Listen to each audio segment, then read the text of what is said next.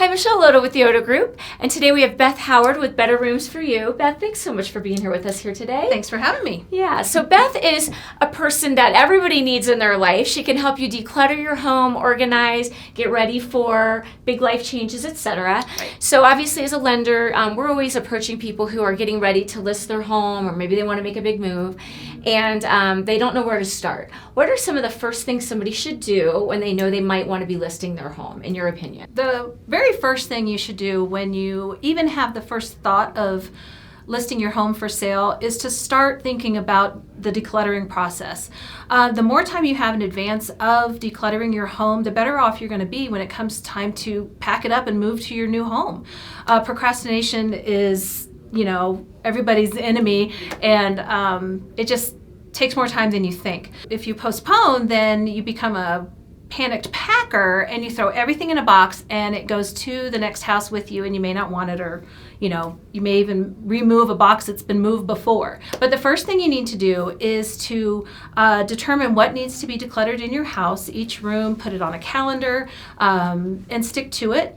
That way you're not that panicked packer down the road. And set a timer. If you are very pressed for time during the day, set that timer for half an hour or something like that. Go into an easy to declutter room, like non-sentimental items like a kitchen or something like that, and just start, and then make those donations as you go along and pass on the usefulness of those items that you used to love and need and want to someone else who can use them later. I love the timer. That's a great idea, because it could get overwhelming and stressful, so you break it into little chunks, right? Right. So, but if someone's trying to figure out, like, I don't know what to keep, I don't know what to get rid of, is there a certain trick for that? Something they should kind of consider, or put it on two sides of a chart, or how do you do that? Well, it's different for different people, but most often if you haven't used something in a while, it's, like the waffle iron or something like that, and you're probably not going to be using it in the future, go ahead and let it go and pass on that usefulness. If you haven't worn an item in your closet,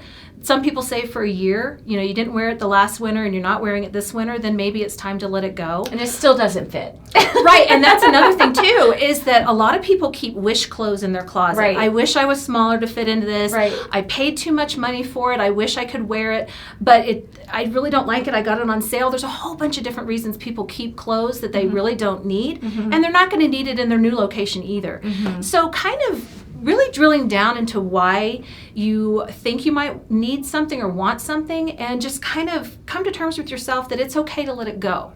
And you will find those things like that Marie Kondo, right? Whatever sparks joy. If you love this cocktail dress and you wear it, a lot or whatever, and or you have a cocktail dress that you're never going to wear, you bought for a cruise and it's just not going to happen, let it go. Yeah, let somebody else have the joy. So I have another question, Beth. How would you recommend people get rid of sentimental items? Okay, sentimental items happens to be one of the toughest things to get rid of. It's easy to get rid of a measuring cup, but like grandma's china, it can be really difficult. You were talking earlier about photography or artwork for children, and taking a picture of it and letting it go is pretty easy, because you're like, yeah, I can store that image. But when you have something near and dear from a deceased parent or family member or something like that makes it much more challenging to let it go. And if you've acquired a complete estate of things that you need to work through, that makes it even more difficult. So take a small section of those items and take it to another location. If you have that big old pile of grandma's things in a corner, take your little bit into the kitchen and process it in small chunks.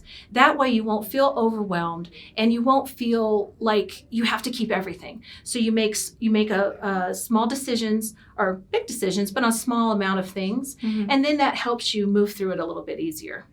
So just sometimes, what do they say? You can't, how to eat an elephant? One bite at a time. Yeah, you can't do the whole thing at once. So, and if you have like a tea set or something like that I always call them grandma or whatever. Yeah. Keep the best of the best. Yeah. Keep one set in a little saucer and let the rest go. Yeah. Or the medals from great grandpa's war medals and ribbons. Keep that and let the uniform go, or something like that. But keep little pieces, but you don't. But need not all, everything. Yeah, you don't need tons of that stuff around. So okay, well, thank you so much. That's a good answer.